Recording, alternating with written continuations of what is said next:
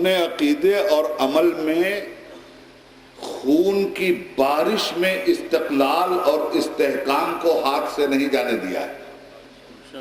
تو جہاں عقیدے کی بنیادیں تلوار کے زور سے اکھیڑی جا رہی تھی، وہاں امام نے تمہارے عقیدے اور ایمان کی عمارت کے نیچے بنیاد کے اتنے مضبوط پتھر رکھ دیے ہیں، علی اکبر کی شکل میں، علی اصغر کی شکل میں، عباس کی شکل میں، اون کی شکل میں، محمد کی شکل میں، صبر زینب کی شکل میں، صبر ام کلثوم کی شکل میں، صبر سکینہ کی شکل میں، صبر شہر بانو کی شکل میں، کہ اس وقت تمہارا مقابلہ تلواروں سے نہیں ہے.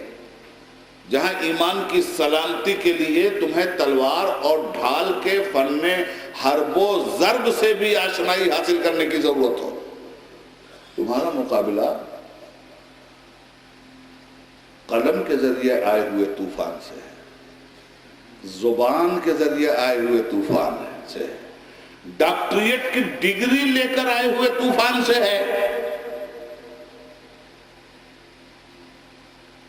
اس مقابلے میں بھی اگر ایک ڈاکٹر صاحب سے ڈر کے تم نے عقیدہ بدل دیا، ظالم حکومتوں کے استدلالی قوتوں کے روب میں آ کر اگر تم نے اپنا عقیدہ بدل دیا، تو تم کیا اس خبیب کے وارث کہلا سکتے ہو جسے سولی پہ لٹکا کے کہا گیا تھا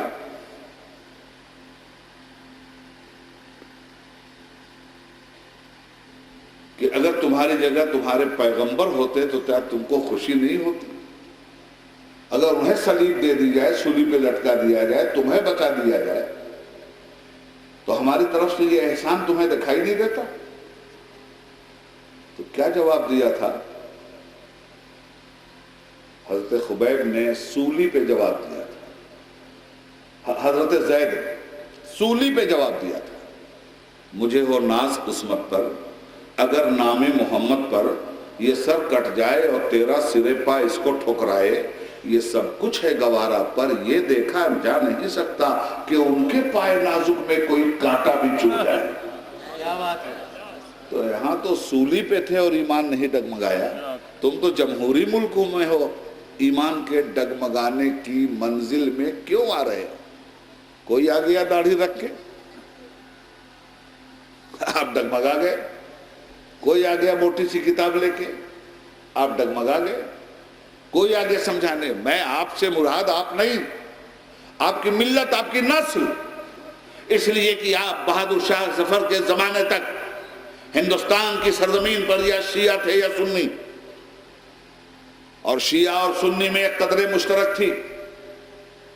حضرت امام حسین علیہ السلام کی مقدس بارگاہ میں نہ شیعوں کی طرف سے گستاخی کا امکان تھا، نہ سنیوں کی طرف سے.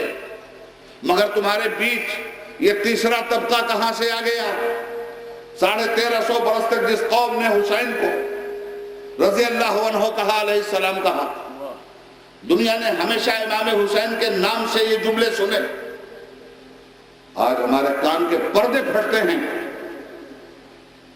جب کلمہ پڑھتا ہوا کوئی آتا ہے اور کہتا ہے یزید امیر المومنین ہے. جب نماز پڑھتا ہوا اور داڑھی رکھ کر آتا ہے کوئی اور کہتا ہے یزید رضی اللہ عنہ ہے. جب ایمان اور اطاعت کے لباس میں ملبوس ہو کر کوئی آتا ہے اور کہتا ہے کہ یزید جنتی ہے، یہ طبقہ کہاں سے آ گیا؟ یہ عربستان سے آئے ہوئے لوگ نہیں ہیں، یہ تمہارے اپنے اندر کی پیداوار ہے. تو ظاہر ہے کہ عقیدہ کمزور ہوا تب تو تمہارے یہاں سے کچھ لوگ نکلے، یقین کمزور ہوا تب تو تمہارے یہاں سے کچھ لوگ نکلے، عمل میں کمزوری اور نقاہت آئی تب تو تمہارے یہاں سے اس طرح کے لوگ نکلے. اور اب وہ نکلے ہیں، قلت میں تھے، کوشش کر رہے ہیں کہ تم میں سے سب کو نکال کے کثرت کی بنیاد پر ہندوستان کی تاریخ میں اپنے اضافے کو درج کروائیں. تو ایسی صورت میں اپنے ایمان کی سلامتی کے لیے، اپنے عمل کی سلامتی کے لیے، اہل بیت سے اپنے انتساب کو برقرار رکھنے کے لیے سیدہ فاطمہ زہرا صلوات اللہ تعالی علیہا کی دامن کرم کی مقدس چھینٹوں سے اپنی ظلمات کی داغ دھبے دھو دینے کے لیے ضروری ہے کہ جان احمد کی راحت بھری عبادتوں کے سائے میں آؤ، ان کے یقین کے سائے میں آؤ، ان کے عمل کے سائے میں آؤ۔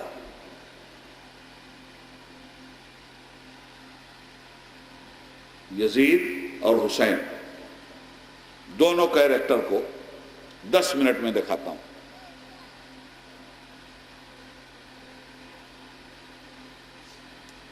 سرکار دو جہاں صلی اللہ علیہ وسلم کو امام حسین علیہ السلام سے کیسی محبت تھی،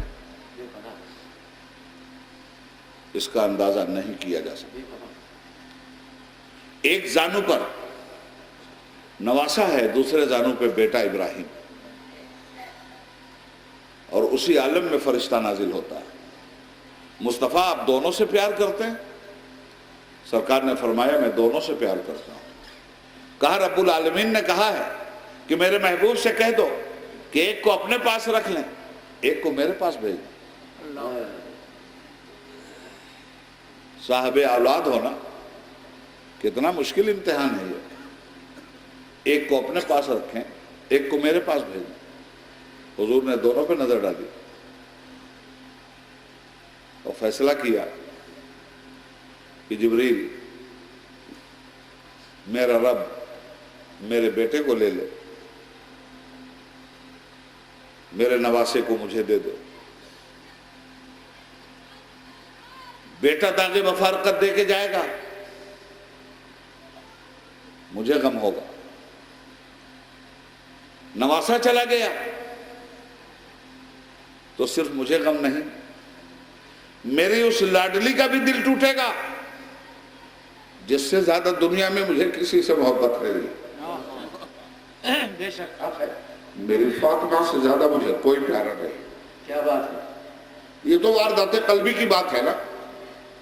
اولادیں بہت ہوتی ہیں، ماں باپ کو سب سے پیار ہوتا ہے، مگر طبعی میلان کسی کی طرف زیادہ ہو جاتا ہے، اور اس طبعی میلان کو چونکہ فطرت کے اصول کی بنیاد پہ یہ ہو رہا ہے، اس میں آدمی کی ذاتی کوشش کا کوئی دخل نہیں ہے، اس لیے یہاں خدا کے یہاں پکڑ بھی نہیں۔ اللہ کے حبیب صلی اللہ علیہ وسلم کی ایک دعا مجھے یاد ہے، ساری امہات المومنین کے ساتھ حضور کا رشتہ تھا، مگر کسی ایک کے ساتھ اگر قلبی میلان زیادہ تھا تو اس قلبی میلان کو بھی میرے مصطفیٰ چھپا نہیں سکے، اسے بھی امت پہ ظاہر کر دیا اس دعا کی روشنی میں کہ یا اللہ قلبی میلان پہ میرا قابو نہیں ہے، مولا فرائض کو پورا کرنے کے لیے میں تیری ہدایتوں پہ عمل پیرا ہوں، مگر میرے مالک فطری محبت کے تقاضوں پر میرا چونکہ قابو نہیں ہے، اس لیے مولا جس چیز پر میرا قابو نہیں ہے اس کا حساب مجھ سے مت لینا، اس میں میری پکڑ مت کرنا۔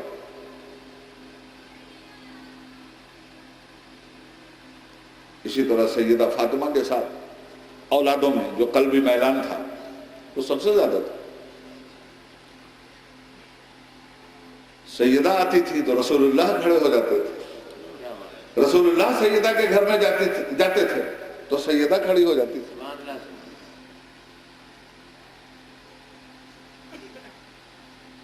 ام المؤمنین سیدہ عائشہ صدیقہ رضی اللہ تعالیٰ عنہ سے پوچھا گیا کہ اللہ کے حبیب کو سب سے زیادہ کون محبوب تھا؟ حضرت عائشہ صدیقہ نے فرمایا سب سے زیادہ میرے مصطفیٰ کو سیدہ فاطمہ محبوب تھی۔ سیدہ فاطمہ، یہ روایت حضرت عائشہ کی،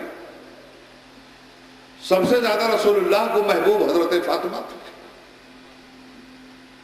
اور حضرت فاطمہ کی خصوصیت یہ تھی کہ وہ رسول اللہ کا چہرہ مورا تھا، وہ چلتی تھی تو ادائیں رسول دنیا کو دیکھنے کو ملتی تھی، وہ بولتی تھی تو مصطفیٰ کے تکلم کی خوشبو آتی تھی، ان کے سجدے ہوتے تھے تو زمین ان سجدوں پہ ناز کرتی تھی۔ کچھ سجدے ایسے ہیں شر البریہ کے سجدے، بدترین لوگوں کے سجدے،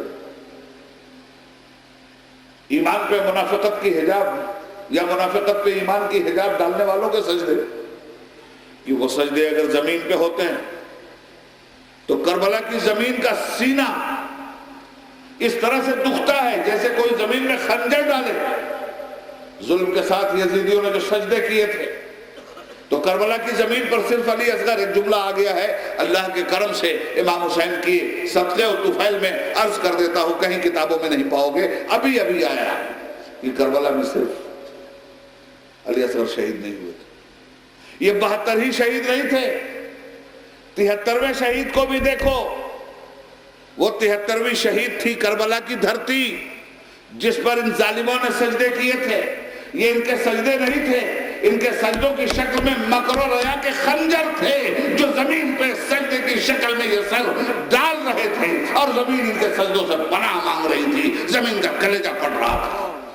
وہ تو کربلا کی زمین کو استقرار مل گیا 72 پیشانیوں سے, سیدہ کے لال سے, اہل بیت مصطفیٰ سے. کیا کہہ رہے ہیں؟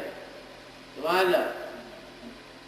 اور کربلا کی زمین آج بھی محدث اعظم کی زبان میں پکار رہی ہے, فلک سے فخر سے کہتی ہے کربلا کی زمین, فلک سے فخر سے کہتی ہے کربلا کی زمین, تو ایک چاند پہ نازا ہے, میں 72 پر. ایک چاند پہ نازا, میں 72 پر. فلک سے فخر سے کہتی ہے کربلا کی زمین, تو ایک چاند پہ نازا ہے, میں 72 پر. کچھ سجدے ایسے بھی ہوتے ہیں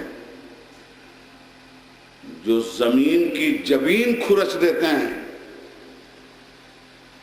اور کچھ سجدے ایسے ہوتے ہیں جو زمین میں تحت الثری تک نور کی بارش کر دیتے ہیں. کیا بات ہے, واہ.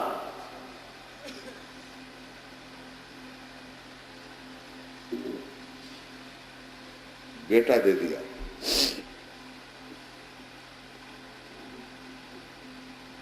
نواسی کی حیات کی خیرات مانگی, 3 دن کے بعد میرے سجدوں کو لذت آشنائی کے لیے رات کی زلف اتنی دراز کر دے معبود کی اس کی سحر نہ ہو, اور تیری فاطمہ تیرے سجدوں کے سمندر میں غرق ہو کر عرفان عبادت کے مزے لوٹے.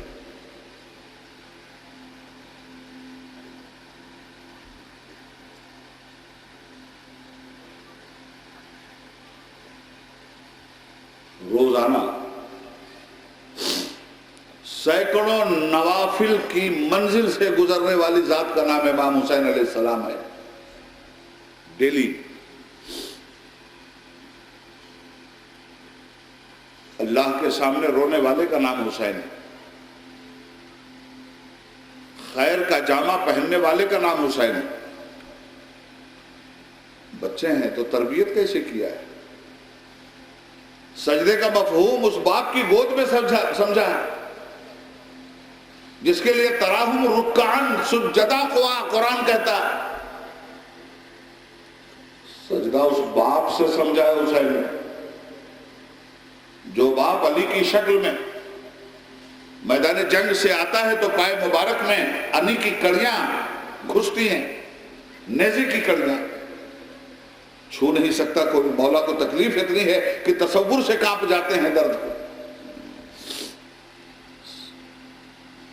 صحابہ نے کہا علی کے پیر کا زخم بھر جانا بہت ضروری ہے, تو دوسرے لوگوں نے کہا ہمت کس کی, علی تو چھونے نہیں دیتے. تو یہی اصحاب با وفا تھے جو علی کے مزاج سجدہ سے واقف تھے. صحابہ نے کہا جب مولا سجدے میں جائیں تو جتنی تیزی سے ہو نشتر لگا کے نکال لو. علی جب سجدے میں ہوتا ہے تو صرف علی کا خدا ہوتا ہے اور علی ہوتا ہے, نہ درد ہوتا ہے, نہ زخم ہوتا ہے, نہ دنیا ہوتی ہے, نہ آخرت ہوتی ہے, ہوتا ہے تو صرف خدا ہوتا ہے. علی جیتا ہے رضائے مولا کے سمندر میں, علی اٹھتا ہے رضائے مولا کے معرفت کے سمندر میں. علی سجدے میں جا رہے ہیں اور نکال لو ریزے کی کڑی. کیا بات, ایسا ہی ہوا. سجدے میں مولا ہے, کھینچ لی گئی, سلام پھیرا تو بہت بچا کے اپنا پیر زمین پر رکھ رہے تھے مگر کانٹا تو نکل چکا تھا. کیا بات. مولا کے سجدے میں مولا کے غلام, ہم سنیوں کے امام اعلیٰ حضرت امام محمد رضا فاضل بریلوی رحمۃ اللہ تعالی علیہ فرماتے ہیں کانٹا میرے جگر سے غم روزگار کا. کیا بات ہے. کانٹا آٹا میرے جگر سے میرے جگر سے غم روزگار کا یوں کھینچ لیجئے کہ جگر کو خبر نہ ہو. خبر نہ ہو. کانٹا میرے جگر سے غم روزگار کا یوں کھینچ لیجئے کہ جگر کو خبر نہ ہو. پل سے اتارو راہ گزر کو خبر نہ ہو. جبریل پر بچھائیں تو پر کو خبر نہ ہو. فریاد امتی جو کرے حال زار. فریاد امتی جو کرے حال زار کی ممکن نہیں کہ خیر بشر کو خبر نہ ہو.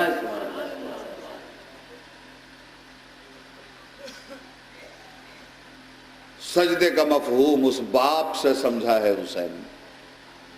سجدے کا مفہوم اس ماں سے سمجھا ہے حسین نے. اور سجدے کا مفہوم اس نانا سے سمجھا ہے حسین نے جو سجدے کے عالم میں پشت نبوت پہ اگر سوار ہوا ہے تو نانا نے سجدے کو طول دے دیا. یہ حسین ہے. یہ ان کی ذاتی فضیلت ہے. نبی کے نواسے ہیں ذاتی فضیلت. علی کے بیٹے ہیں ذاتی فضیلت. اہل بیت مصطفیٰ ہیں ذاتی فضیلت. یہ وہ فضیلت ہے جس کا تعلق خاندان سے ہے. اب آئیے یزید کی طرف. خاندانی حسبی اور نسبی طور پہ بھی ذرا ہم اسے دیکھ لیں.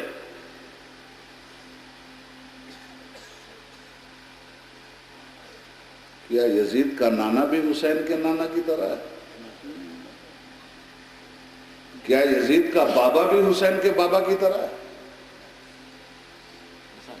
کیا یزید خود حسین کی طرح ہے؟ اور کیا یزید کی ماں سیدہ کی طرح ہے؟ جس کا آنچل نہ دیکھا مہو مہر نے.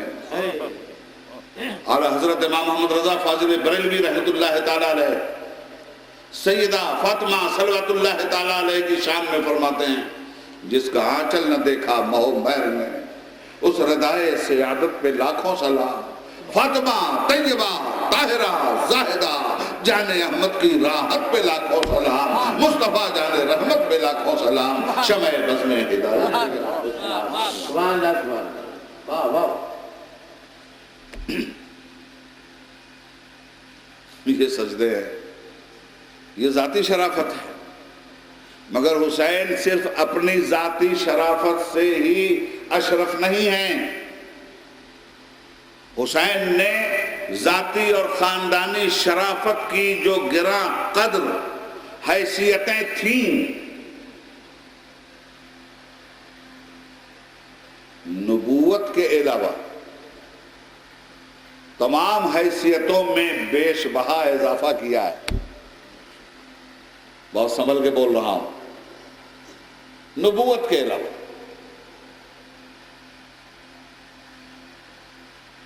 اخلاق کے دریا میں مزید اخلاق کا پانی. عرفان کے سمندر میں مزید عرفان کا سمندر. سجدوں کے سمندر میں مزید عبادت کا پانی. خیر کے سمندر میں مزید خیر کا پانی. انکسار کے سمندر میں مزید انکسار کی گہرائی. صبر کے سمندر میں مزید صبر کی گہرائی. کبھی جبر سے صبر ہارا نہیں ہے, کبھی صبر سے جبر جیتا نہیں ہے. جب آئیں مقابل تمہارے یزیدی مثال شہ کربلا دیتے رہنا. سبحان اللہ. واہ کیا بات ہے. ذاتی اعمال, کیا بات. حسن اعمال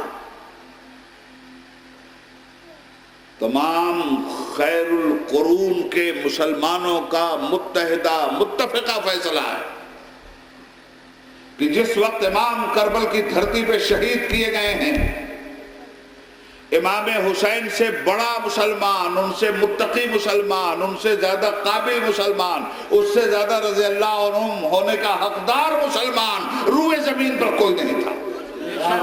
سبحان اللہ. واہ واہ.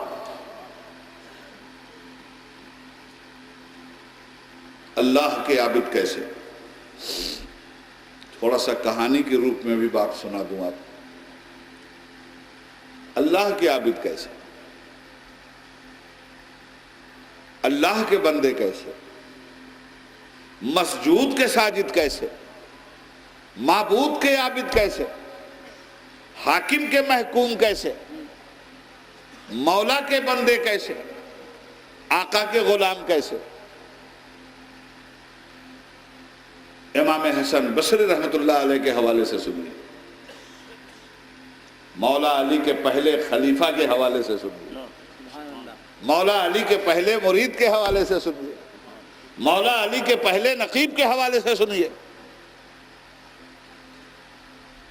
اور یہ بھی سن لیجئے کہ اہل بیت مصطفیٰ کے ذریعے روایت کردہ احادیث کو چھپانے کے لیے بنو امیہ کے ظالموں نے ظلم و ستم کے کوڑے کس طرح برسائے تھے. یہ مت سمجھنا کہ کربلا کے بعد بنو امیہ کا ظلم ختم ہو گیا تھا، نہیں. کربلا میں تو اہل بیت کے جسم کو ٹکڑے ٹکڑے کیا تھا یزیدیوں نے. کربلا کے بعد اہل بیت کے ذریعے نقل کردہ روایتوں کو بھی ٹکڑے ٹکڑے وہ کر دینا چاہتے تھے. اسی لیے مابعد کربلا جب احادیث لوگوں نے بیان کی ہیں تو ان ابی ہریرہ کہہ کے تو بیان کر دیا، ان عائشہ کہہ کے تو بیان کر دیا، ان فلاں صحابی تو کہہ کے بیان کر دیا، اور اچھا کیا بیان کیا، امت کو راستہ ملا. مگر امام حسن بصری روایت جب کرتے تھے ان ابی ہریرہ رضی اللہ تعالیٰ عنہ قال النبی صلی اللہ علیہ وسلم، ان سیدہ عائشہ قال النبی صلی اللہ علیہ وسلم، ان فلاں قال النبی صلی اللہ علیہ وسلم. کچھ حدیثوں میں کہتے تھے سیدھے سیدھے قال النبی صلی اللہ علیہ وسلم، حضور صلی اللہ علیہ وسلم نے یہ فرمایا. سمجھنا بات کو، حضور صلی اللہ علیہ وسلم نے یہ فرمایا. تو آپ کے جو بہت قریبی علماء تھے ان میں سے ایک نے ایک دن کہا، دانش صاحب ایک نے کہا ایک دن کہ حضور یہ کیا بات ہے کہ آپ بلا سند کے کبھی کوئی حدیث بیان نہیں کرتے، مگر آپ کی عادت کریمہ ادھر بیچ میں ہو گئی ہے کہ بلا سند کے بھی حدیث بیان کرنے لگے. کبھی تو حضرت ابو ہریرہ کی سند سے آپ نے بیان کیا، کبھی حضرت عمر کی سند سے آپ نے بیان کیا، کبھی حضرت ابو بکر کی سند سے آپ نے بیان کیا، کبھی حضرت جابر کی سند سے آپ نے بیان کیا، کبھی حضرت عائشہ کی سند سے آپ نے بیان کیا، اور کبھی بلا سند آپ بیان کرتے ہیں. قال النبی صلی اللہ علیہ وسلم، فرمایا حضور نے. سند کیسے معلوم ہوا کہ حضور نے فرمایا؟ جب آپ نے کہا ابو ہریرہ سے معلوم ہوا تو صحابی تھے، انہوں نے سنا اور نقل کر دیا. سیدہ عائشہ سے معلوم ہوا، ام المومنین تھی، سنا اور نقل کر دیا. حضرت جابر سے معلوم ہوا، صحابی تھے، سنا اور نقل کر دیا. مگر یہ جو سیدھے سیدھے آپ بیان کر رہے ہیں قال النبی صلی اللہ علیہ وسلم، حضور نے فرمایا، آپ نے کس سے سنا؟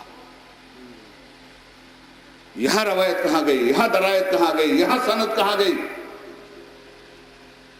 تو حضرت امام حسن بصری نے اپنے اس مرید عالم کو بلایا، مجمع سے لیا اس کو اور کمرے میں گئے. سنیے گا غور سے. کیا بات؟ اور کمرے میں جا کے فرمایا کہ دیکھو جب میں ڈائریکٹ بیان کروں کوئی حدیث تو سمجھ جانا کہ یہ اس حدیث کے راوی حضرت علی ہیں. غور سے سننا. جب میں ڈائریکٹ کوئی حدیث بیان کروں کہ حضور نے یہ فرمایا تو سمجھ جانا کہ اس حدیث کے راوی حضرت علی ہیں. باہر میں ان کا نام لے کر حدیث بھی روایت نہیں کر سکتا. اگر ان کے نام سے یا اہل بیت مصطفیٰ کی روایت کردہ حدیث کو ان کے نام سے ہم نے بیان کیا تو بنو امیہ کے حکام ظالموں کے کوڑے ہماری پیٹھ پر پڑیں گے. یہ تھے وہ شر البریہ جو تاریخی تسلسل 150 سال تک لیے ہوئے ہیں. شر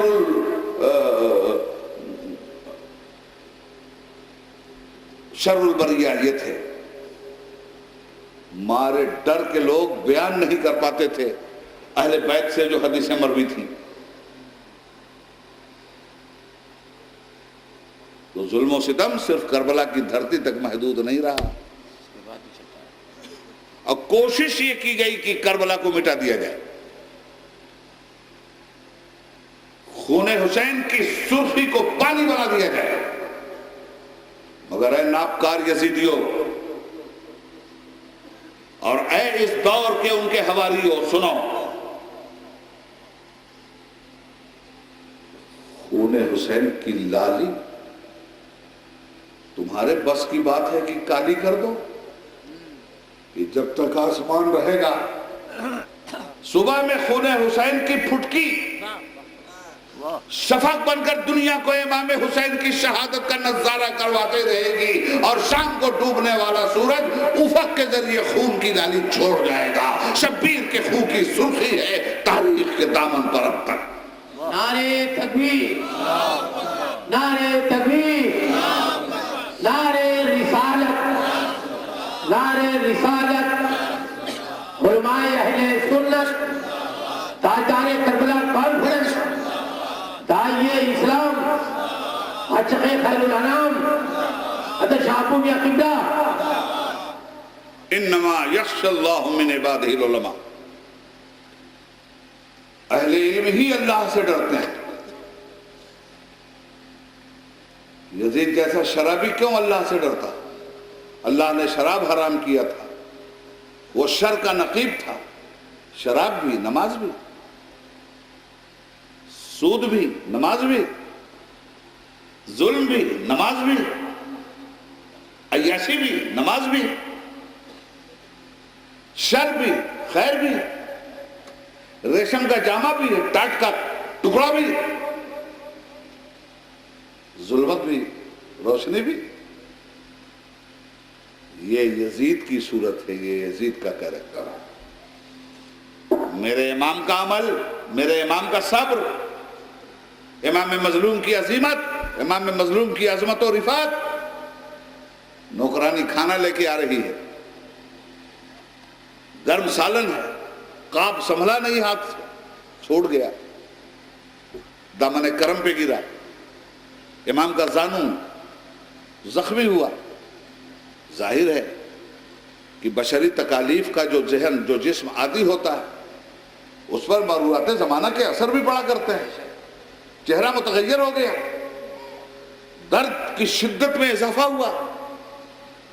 امام نے عتاب بھری نظروں سے دیکھا نوکرانی کو، فوراً اس نے کہا، قرآن کریم کی آیت پڑھ دی، وَالْقَاظِمِينَ الْغَيْظَ، اچھے لوگ غصے کو پی جاتے ہیں۔ واہ میرے امام، کیسا تھا تمہارا گھرانہ؟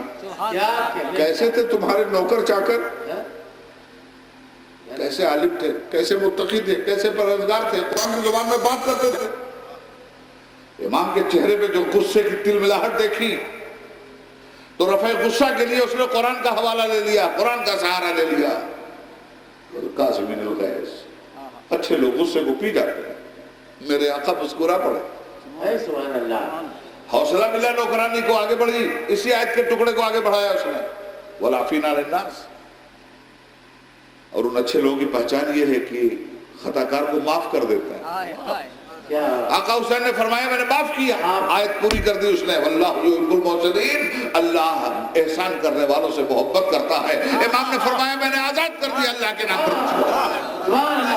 یہ حسین ہے، یہ حسینیت ہے، یہ اہل بیت ہے، یہ اہل بیت کا کردار ہے، یہ ان الذین آمنوا والے ہیں، وعملوا الصالحات والے ہیں، اولئک ہم خیر البریہ والے ہیں، جزاؤہم عند ربہم والے ہیں، جنات عدن تجری والے ہیں، من تحتہا الانہار والے ہیں، خالدین فیہا ابدا والے ہیں، رضی اللہ عنہم ہیں، وردوا عنہ ہیں، ذالک لمن خشی ربہ کا انعام پانے والے ہیں۔ کیا بات، واہ واہ، یہ حسین ہے، حسین ہے، حسین ہے، حسین۔ زندہ باد۔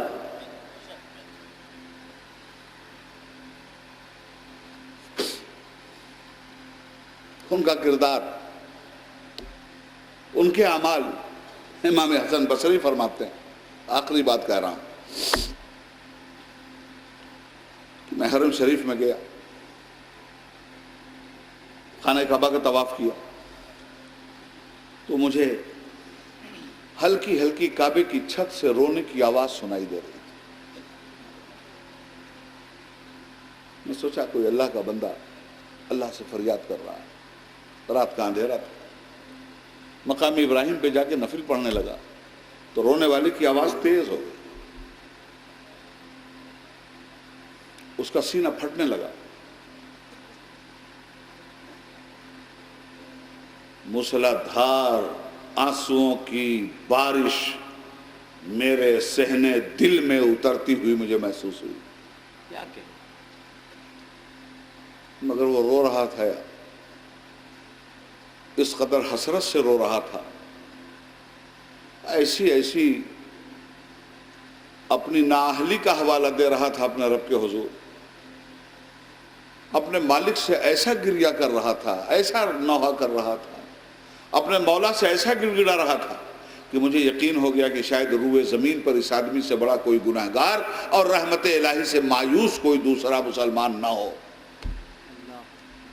کہتے ہیں میں وہیں بیٹھ گیا, میں نے کہا یہ تو بہت ظلم ہو جائے گا, یہ تو رحمت الہی سے مایوس ہو گیا ہے, جیسے لگتا ہے کہ اللہ کی رحمت کو یہ بھول گیا ہے.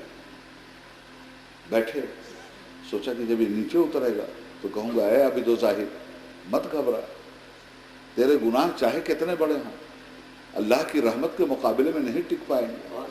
لا تقنطوا من رحمت اللہ کا مزدہ جافزہ اللہ نے سنایا ہے, میرے بندو اللہ کی رحمت سے کبھی نا امید مت ہونا.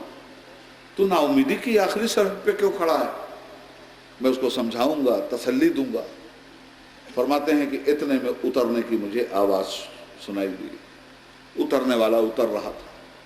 جب وہ نیچے اترا میں آگے بڑھا اس کو نصیحت کرنے کے لیے, میں آگے بڑھا اسے قرآن سمجھانے کے لیے, میں آگے بڑھا رحمت کے آبشاروں میں اس کو نہوانے کے لیے. جب چہرے پہ میری نظر پڑی تو میں تو چکر کھا کے زمین پہ گر گیا, اور گرنے کے بعد دونوں پیروں کو میں نے اپنے ہاتھوں کو زنجیر بنا کر کے باندھ لیا, اور میں پھر رونے لگا. میں نے کہا اے ابن رسول اللہ, اے فاطمہ کے لال, اے علی کی لخت جگر, اے جنتیوں کا سردار, اے حسین, جب تمہارا یہ حال ہے اللہ کی بارگاہ پہ ہمارا کیا ہوگا؟ یہ کوئی اور نہیں تھا, یہ اللہ کا عابد حسین تھا, یہ اللہ کا ساجد حسین تھا, یہ اللہ کا بندہ حسین تھا, یہ اللہ کا اطاعت شعر حسین تھا.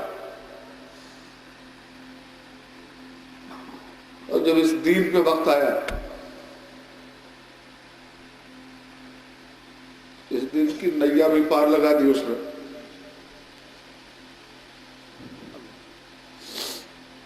اس دین کے جسم کا جب خون نکالا جانے لگا, اس وقت بھی کھڑا ہوا وہی حسین. جسم بیمار ہوتا ہے, اسے ٹانک دیا جاتا ہے, انجیکشن دیا جاتا ہے, دوائیں دی جاتی ہیں, ٹیبلٹ دیا جاتا ہے, پرہیز کروایا جاتا ہے, تو بیماری تندرستی میں بدلتی ہے. اسی طرح روح بھی بیمار ہوتی ہے, اسی طرح خیر بھی بیمار ہوتا ہے. آگے بڑھوں اسی طرح اسلام بھی بیمار ہوتا ہے, اور آگے بڑھوں دین اللہ بھی اسی طرح بیمار ہوتا ہے.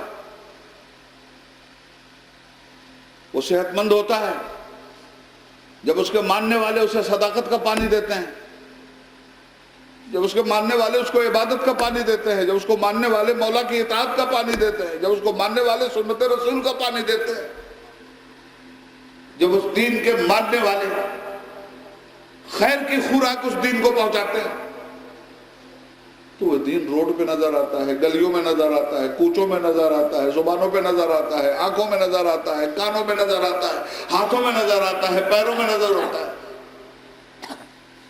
جب چلتے ہیں لوگ تو دین چل رہا ہوتا ہے, جب ہاتھ اٹھاتے ہیں لوگ تو دین ہاتھ اٹھا رہا ہوتا ہے, جب دیکھتے ہیں لوگ تو پاک باز آنکھوں میں دین جھانک رہا ہوتا ہے, جب سنتے ہیں لوگ تو چغلخوری سے بے نیاز لوگوں کا کان دین بن کر دے دنیا کے سامنے اپنا تعارف کرواتا ہے.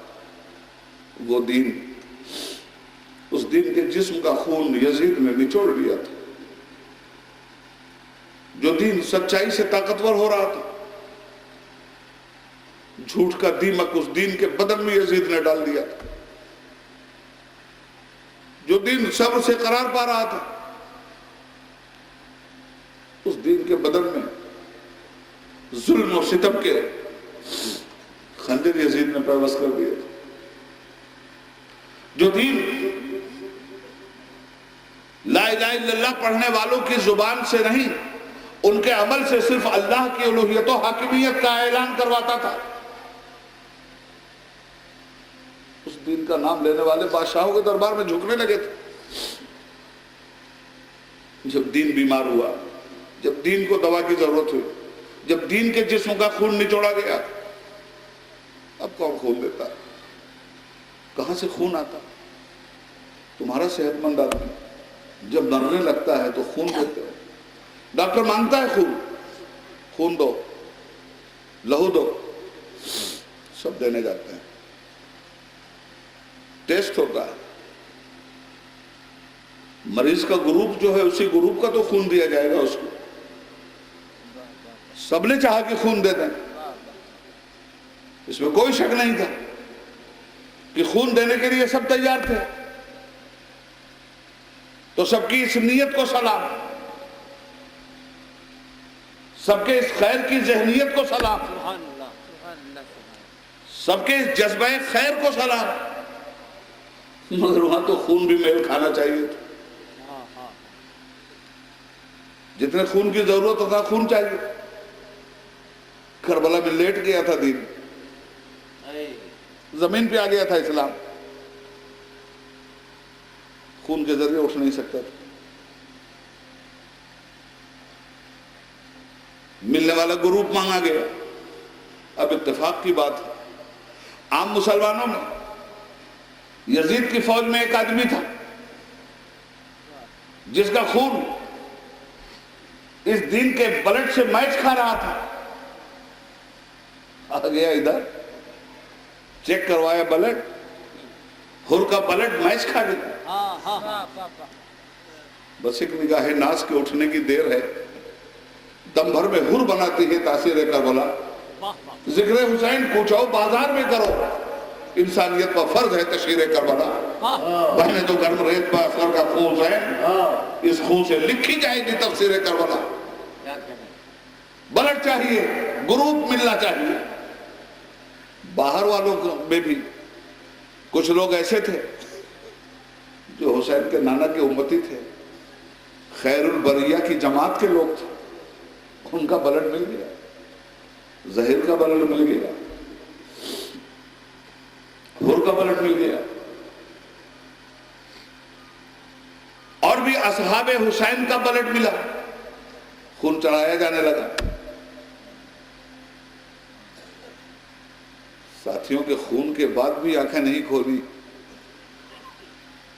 جب حسین کے مریض نے یزیدی ظلم و ستم کے سائے میں اتنا خون بہا، اتنا خون دیا گیا.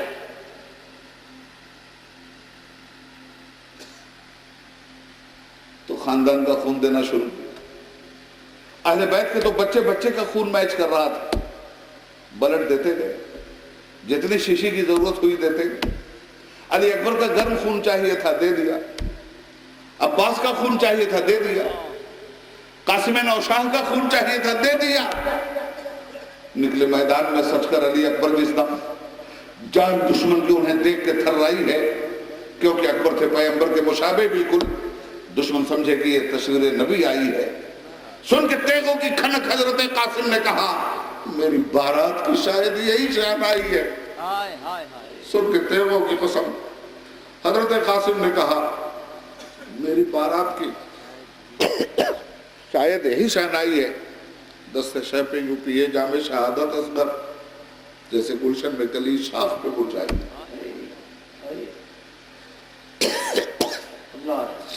دین زندہ ہوئے. خیر نے آنکھیں کھول لی، جمعیت خیر نے آنکھیں کھول لی. اسلام پھر ابھرا، دین پھر تر و تازہ ہوا. قیادت حسین کے ہاتھ میں آئی. کردار دونوں طرف کے. اسلام کا خون بہانے والے یزید اور یزیدیوں کے نام سے پہچانے گئے. اسلام کو خون دینے والے حسین اور حسینیوں کے نام سے پہچانے گئے. طرز حیات طے کر دیا کربلا نے.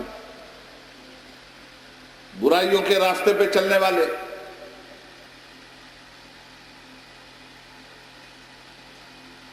شر البریہ کی جماعت میں ہیں، بھلائیوں کی راہ میں چلنے والے خیر البریہ کے سائے میں ہیں۔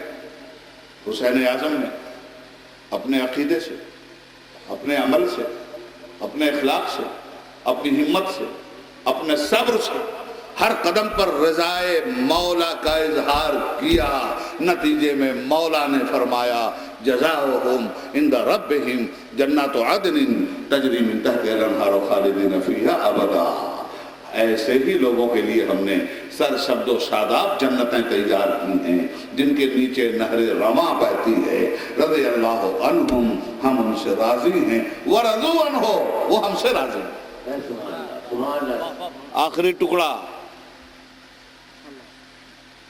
یہ سمجھ کا مطالبہ کر رہا ہے مسلمانوں سے، اللہ راضی ہے یہ تو سمجھ میں آئے، ورضوا عنہ، وہ بھی اللہ سے راضی ہے۔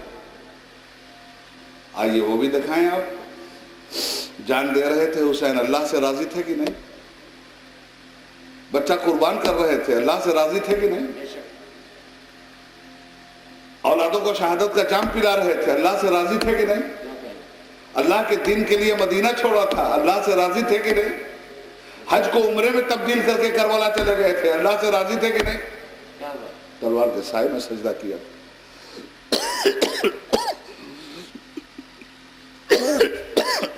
راضی۔ کیا مطلب یہ ہوا کہ تکالیف شاقہ جھیلتے جائیں گے، مگر اللہ کی راہ میں جو تکلیف ہے اسے زحمت مت سمجھنا، رحمت سمجھ کے قبول کر لینا، اسے مصیبت مت سمجھنا، راحت سمجھ کے قبول کر لینا۔ اور یہی امام حسین نے کیا تھا۔ قرآن کہتا ہے ذالک لمن خشی ربہ، اتنا اونچا انعام جو ہم نے ان کو دیا ہے وہ اس لیے دیا ہے کہ اپنے رب سے ڈرتے ہیں، اپنے رب کی اطاعت میں مصروف رہتے ہیں۔ پروردگار عالم امام حسین کے صدقے میں میں آپ کو بھی سچا پکا حسینی بنائے اور یزیدیت سے بچائے۔ باقی انشاءاللہ کل کے بعد جو بچا رہے گا پرسوں۔ وآخر دعوانا الحمدللہ رب العالمین۔ السلام علیکم، سلام پڑھو۔